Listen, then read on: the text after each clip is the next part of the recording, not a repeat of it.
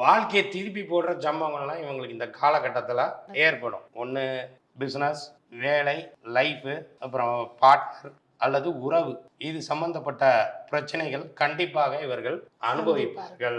சனிக்கு ராகு அப்படிங்கிறது பொதுவாகவே உலகியல் ஜோதிடத்தில் ஏற்படும் போது என்ன ஆகும் அப்படின்னா வறுமை அப்படின்னு அர்த்தம்.